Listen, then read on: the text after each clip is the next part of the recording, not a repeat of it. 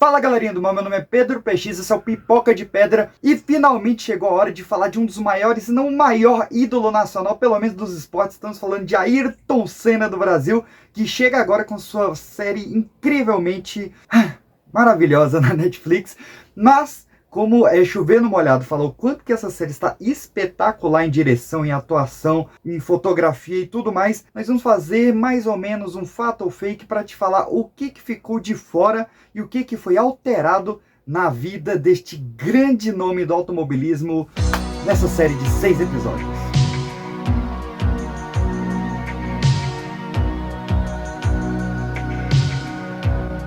Olá meus queridos, como eu disse, eu não quero entrar no mérito da série, depois você vai lá, deve ter crítica minha em algum outro site aí falando da série em si. Aqui eu quero falar de alguns pontos que acabaram ficando de fora, foram alterados um pouquinho ali na série, porque é assim que se faz, tem que adaptar mesmo, dá pra ser realmente totalmente literal. Você vai encontrar aqui no canal a gente falando sobre isso do filme do Mussum, Gal Costa, Claudinho Bochecha, Silvio Santos, Ainda Estou Aqui, vários outros clássicos nacionais modernos, mas hoje falando especificamente de Senna. Essa série ela abre ali com o Senna aos 4 anos de idade, ali em 64, onde ele ganha o seu primeiro kart do Milton, seu pai, que foi inclusive um kart feito com motor de cortador de grama, olha só. E nessa cena eu já fiquei com uma leve dúvida que eu tive que ir atrás, que é o porquê que a família e os amigos próximos chamam Ayrton de Beco, de onde veio esse nome.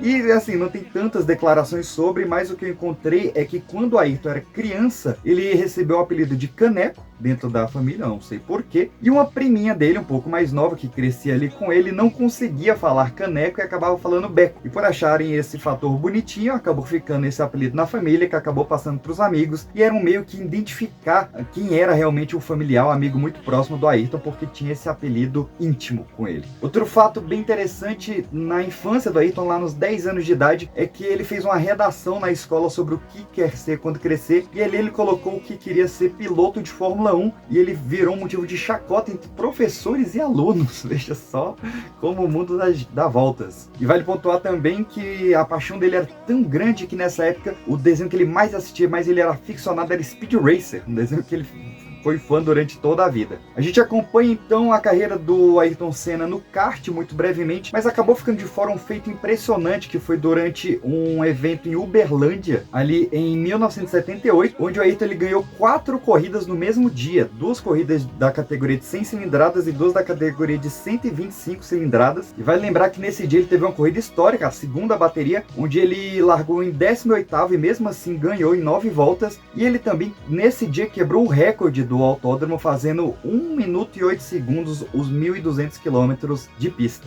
1.200 metros, não quilômetros. Tá maluco? 200 quilômetros ele ia parar lá no Paraguai. Um fato que na verdade é fato na série, mas é tão curioso que eu tinha que trazer aqui, é o fato do GP de Truxton, é isso mesmo? Truxton? Que é assim que se fala. Onde ele venceu de ponta a ponta com a sua engenhoca de colocar a fita adesiva tampando o escapamento do motor para que aquecesse, amolecesse o motor e aquecesse o óleo, e tirou durante a corrida. Vai lembrar que ele testou isso várias vezes e que só foi possível porque ele conseguiu afrouxar um pouco o cinto, puxar e apertar de novo. Então foi ainda mais cinematográfico do que foi mostrado ali na série. Realmente aconteceu daquela forma. Algo que ficou um pouco romanceado é a questão dele saindo da Fórmula Ford para ir para Toleman, onde ele meio que aceita a Toleman como sendo a única que ofereceu, mas na verdade ele fez teste sim, tanto na McLaren quanto na Williams. Ele fez um período de teste nos carros e aí sim ele foi chamado para Toleman. E na época ele tinha na verdade a meta de ir para Brabham, não sei como é que fala o nome dele, não sou muito aficionado de Fórmula 1, eu sou aficionado de história só.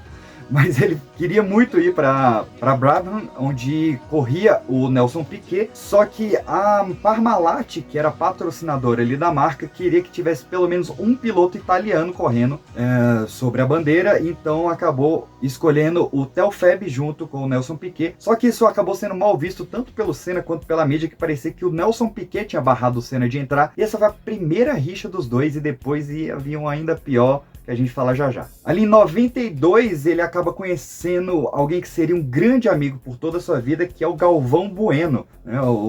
Quem assistiu o documentário que saiu recentemente ficou sabendo dessa amizade realmente muito grande que os dois tinham. Os dois eles tinham uma diferença de 10 anos de idade. Eles se conheceram ali em 92, quando o Ayrton tinha 22 e o Galvão 32 anos. E o primeiro diálogo dos dois foi o Ayrton chegando nele falando: você é o seu Galvão? Eu quero te dizer que um dia você ainda vai narrar uma corrida minha. E foi realmente um bom presságio, porque o Galvão não apenas narrou a primeira vitória do Ayrton na Fórmula 1, como até a sua trágica última corrida, né? O Galvão acompanhou o Ayrton por todo o seu auge da carreira na Fórmula 1. Voltando um pouquinho aqui no tempo, vamos falar de 84, de um fato que eu achei que teria na série, porque ele também é muito cinematográfico, muito dramático, muito tenso, que foi durante a transição da Toleman para Lotus, onde o Ayrton ele sofreu uma paralisia no lado direito do seu rosto, né? Porque ele foi diagnosticado como martosidite, se não me engano, e fez um tratamento com cortisona. Ele acabou interrompendo o tratamento porque tinha medo dos efeitos colaterais, tentou tratamentos alternativos, não dava certo, retornou com a cortisona e acabou se estabelecendo, mas foi um período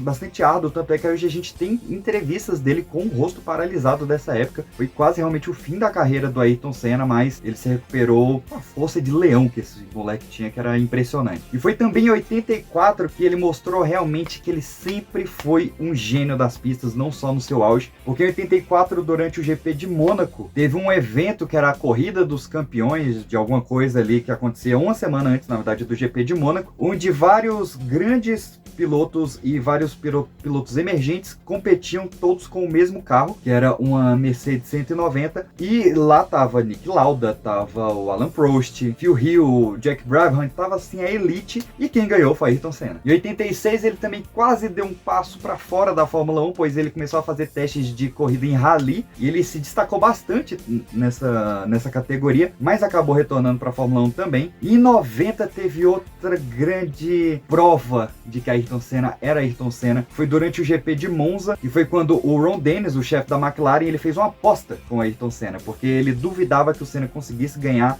no GP de Monza, que é a casa da Ferrari, na época ela estava com Alan Prost, e o Senna falou: então vamos fazer o seguinte, se eu ganhar essa corrida, você me dá o carro, ele dá o carro troféu. E nessa corrida ele não só ganhou de ponta a ponta, como ele ganhou a pole position e ainda a volta mais rápida da corrida. Então acaba aí. E quem quiser ver o carro, hoje ele tá no acervo do como é que é? Instituto Ayrton Senna. Nessa época a gente também teve outro caso que ele é citado na série, e mostra também brevemente ali no final, quando tem as imagens reais, que é do GP da Bélgica, onde o Eric Thomas acaba batendo violentamente ali contra o muro, e o Ayrton passa logo em seguida, ele vê que tá vazando combustível do carro e que o piloto tá desacordado, e o Ayrton bravamente estaciona seu carro, desce e vai lá salvar e desligar a ignição e salva a vida desse piloto. Foi um ato brabíssimo assim, que eu esperava que tivesse na série, mas pelo menos foi citado. E foi também em 92, no finalzinho de 92, onde o Ayrton ele fez um feito histórico, onde ele algumas vezes correu pela Fórmula Indy, mas nessa ocasião em específico, no GP de Pinsk, se não me engano, ele fez uma corrida simbólica ali, promocional, e nessa corrida estava nada mais nada menos do que Emerson Fittipaldi, e o Fittipaldi ele fez o seu melhor tempo nessa pista de Arizona, ele fez 49 segundos e 70 milésimos, mas o Ayrton fez 40 segundos e 9 milésimos, ele bateu o recorde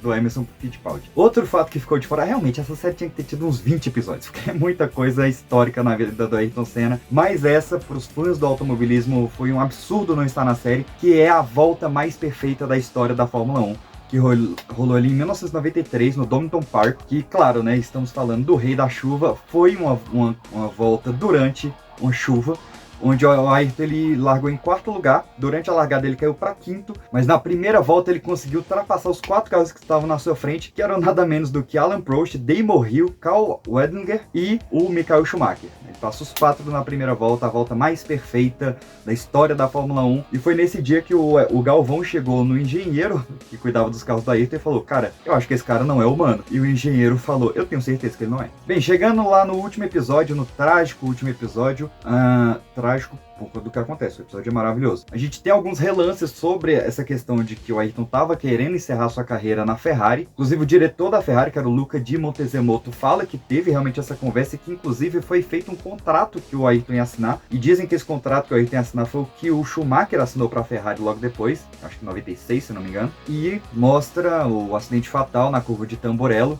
ali no dia 1º de maio de 94, que curiosamente, acho que não ficou muito claro assim na série, isso é um pouco mais retratado no documentário, que essa curva onde teve o acidente fatal foi onde ele já tinha batido 2 vezes em outras ocasiões. Uma no Piquet, em 87, e depois no Berger, em 89, todas na mesma curva. Enfim, eu não vou entrar em méritos de teorias de conspiração desse caso, que eu acho desrespeitosas pra caramba. Vamos falar realmente de algumas mudanças mais drásticas assim da série, mais pontuais, que foi, por exemplo, a criação de 2 personagens. Uma, Laura Harrington, que ela tá, acho que em todos os episódios dessa série, nessa figura dessa jornalista que vai acompanhando o Ayrton. Essa personagem nunca existiu, mas ela é uma junção de vários jornalistas que foram acompanhando a carreira do Ayrton durante todo o período da sua carreira. Então, várias interações que ele tem com a Laura são interações que ele teve com vários jornalistas diferentes, mas, claro, né, pra uma série é mais fácil você acompanhar um jornalista só para ter essa narrativa. Isso acontece também no personagem do Marcelo, aquela criancinha ali que mora numa favela de São Paulo, onde a gente vai acompanhando ele, né, o crescimento dele na vida do Ayrton todo, como sendo uma pessoa que representa o público brasileiro que estava acompanhando o Ayrton, mas tem um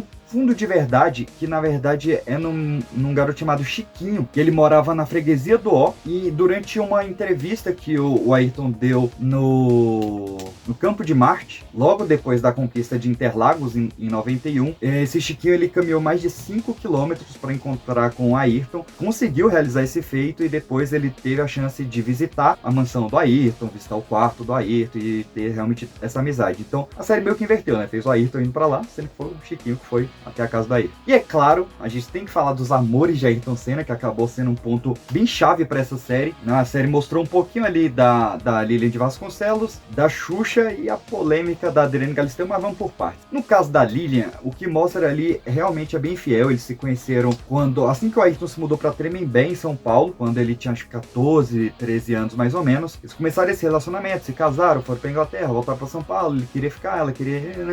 Isso foi realmente do jeito que aconteceu, mas a série não tratou, e eu acho que realmente não deveria mesmo entrar nesse mérito, da depressão que a Lilian teve depois, porque ela construiu toda a vida dela para aquele casamento, e acaba que ela nota que para realizar o sonho dele, o sonho dela nunca poderia se realizar, né? Então isso deu uma depressão muito grande para ela. Ela ficou fora dos holofotes por todo o tempo, ela só veio voltar a aparecer em 2010, em algumas entrevistas que ela deu, inclusive sobre o descontentamento dela de não ter sido sequer citada quando foi feito o primeiro documentário sobre o Ayrton Senna. Depois a gente teve um dos relacionamentos mais polêmicos do Ayrton, que foi com a Adriane Yamin, logo depois que ele separa da Vivian, né, no mesmo ano, inclusive. E que ele tinha 24 anos e ela tinha 15 anos. Então, assim, por conta da carreira dele, por os dois virem de famílias muito conservadoras, eles decidiram esconder esse relacionamento. Só que, como o relacionamento durou, acho que quase 4 anos, eles começou a ter certos rumores porque ninguém viu o Ayrton namorando ninguém. Então o Nelson Piquet decide dar uma entrevista falando que o Ayrton era gay. Essa entrevista foi logo para Panorama, que era a maior revista da Itália, e acabou repercutindo pra caramba. O Nelson Piquet depois ele foi se retratar, falando que foi uma brincadeira, uma piada, aquela coisa toda, mas o estrago já estava feito e só foi corrigir em 90, quando o Ayrton Senna deu uma entrevista para Playboy, onde ele falou que é um absurdo o Piquet falar que ele era gay, sendo que ele pegava a mulher do Piquet. Foi um jeito muito bom de sair da piada. Sobre a Adriane Yamin, ela depois escreveu um livro chamado Minha Garota, que foi lançado há pouco tempo, 2000 e, sei lá, pouco tempo, que era um livro gigante, cara, com 600 páginas, onde ela conta esses 4 anos de relacionamento de forma muito íntima, na verdade, né? Ela até não quis lançar com nenhuma editora para ela poder contar o que ela quisesse, e ela conta vários segredos do Ayrton, como que era eles entre 4 paredes, tá? Um livro bastante íntimo mesmo, assim. E só para fechar esse caso da Adriane Yamin, ela inclusive diz que ela estava em contato com Ayrton logo depois que ele terminou com a Xuxa, e que ela acredita que se ele não tivesse morrido em 94, eles teriam terminado juntos. Bem, depois da Adriane Yamin, ele tem o relacionamento com a Xuxa, que durou de 88 até 90, que é bastante mostrado ali na série. E depois, aí eu tenho que ler aqui porque é muita gente, ó. Depois ele teve um relacionamento com a Patrícia Machado, Vanusa Spindler, Marcela Prado. Esse caso da Marcela Prado é interessante porque a Marcela Prado engravidou durante esse rápido namoro que ela teve com o Ayrton, e o Ayrton falou que não ia assumir a criança porque ele duvidava da paternidade, só ia assumir se tivesse um teste de DNA. Fizeram o teste de DNA e o Ayrton não é o pai. Olha aí, ratinho. Então ficou bem esclarecida essa história ali na época. E pra fechar, ele ainda teve um relacionamento com a Carol Ann Out, acho que assim se fala o nome dela, que durou pouco. Por quê? Porque aí a gente descobriu que ela era casada. Então assim, sujeirada completa. E por fim ainda teve Cristiane Ferraccio, que durou de janeiro de novembro a Janeiro de 90. De janeiro de 90 até dezembro de 91.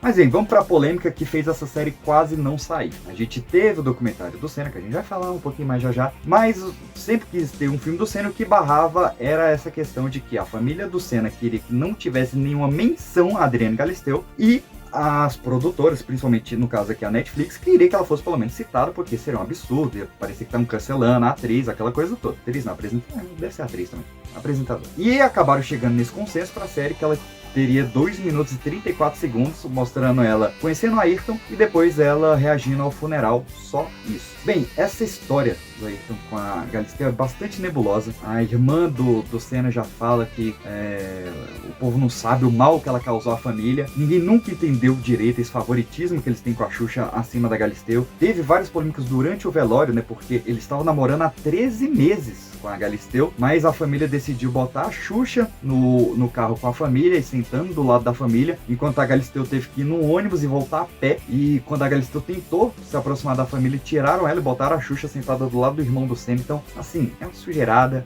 Já tá tendo polêmica de que retrataram a Galisteu meio como uma piriguete de festa e a Xuxa como uma menina de família, que talvez não tenha sido bem assim, que a Galisteu ela abriu mão da sua carreira de modelo pra apoiar o Senna, isso não é mostrado. Mas enfim, essas foram algumas das mudanças principais e coisas que ficaram de fora. E só pra finalizar, algumas curiosidades, cara, um dos momentos que eu mais me arrepiei vendo essa série, no primeiro momento que toca o pam pam pam, pam pam pam, da vitória do Senna, e que eu achei por muito tempo que essa música tinha sido feita por causa do Ayrton Senna, mas descobri que não. Essa música é do Eduardo Souto Neto, que é o mesmo cara que fez a música do Rock in Rio, e ele fez essa música da vitória a pedido da Globo pra ser o encerramento dos GPs. Ele gravou junto com Roupa Nova, e essa música ela tocava independente de quem ganhasse o GP. A primeira vez que ela tocou foi pro Piquet, por coincidência foi para um brasileiro, mas no ano seguinte ela tocou para a vitória do Alan Prost, do principal rival do Senna, né? E a primeira vez que ela tocou, o Senna sequer estava na Fórmula 1. Mas claro, depois ela virou um símbolo pro Senna e tocou também, ó, se não me engano, um total de 11 vezes pro Barrichello e pro Felipe Massa. A gente acompanha a carreira do Senna principalmente nos esportes automobilistas, tá certo? Deve estar. Na série, principalmente seus 161 GPs ganhos, sendo 41 vitórias, 80 pódios, 65 pole positions e 19 voltas mais rápidas. É o Wikipédia comendo aqui. Mas vale lembrar que o Senna ele também tinha uma paixão por outras coisas, tanto no ramo do esporte quanto de hobbies. Ele era um grande aficionado por jet skis. Ele participava de vários campeonatos de aeromobilismo com aviões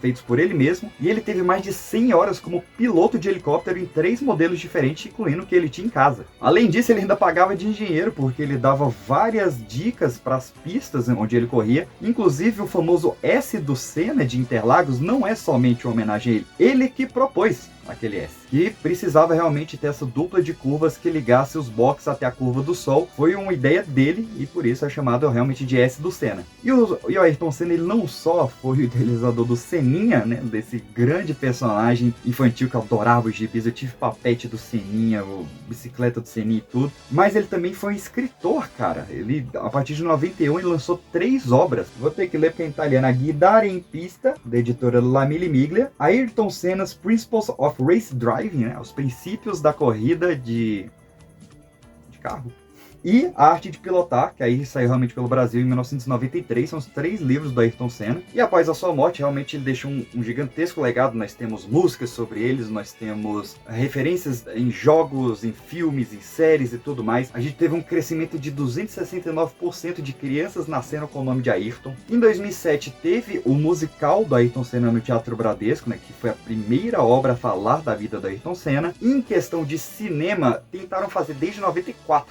desde meses depois da morte dele, já tentaram fazer filmes sobre o Ayrton Senna. O primeiro projeto se chamava O Campeão das 7 Pátrias, que era meio que uma alusão aos 7 países de língua portuguesa. E na época, cara, olha o time que tentou dirigir esse filme do Campeão das 7 Pátrias. Ridley Scott, Walter Salles, Michael Mann e Oliver Stone falaram de interesses de dirigir o filme sobre o Ayrton Senna, mas nenhum deles foi aprovado pela família. E sobre atores, a gente teve 3 quase Ayrton Sennas antes de vir Gabriel Leone, que interpretou magistralmente na série. Nós tivemos Antônio Bandeiras, que foi um pedido da irmã do Ayrton. Nós tivemos Stallone, que em 94 foi cogitado realmente para ser Ayrton Senna. Inclusive, ele fez um outro filme sobre corrida, onde ele tem várias homenagens ao Senna, porque por frustração dele não ter podido ser no filme que ele queria. E o Santoro também chegou a fazer teste para um filme do Ayrton Senna que nunca saiu. Bem, a gente só teve realmente Ayrton Senna nos cinemas quando saiu o documentário genial do Asif Kapadia, esse diretor incrível que fez o documentário do Maradona, da Money House e vários outros incríveis. Esse do Senna é um marco realmente, é maravilhoso. Inclusive ele tem um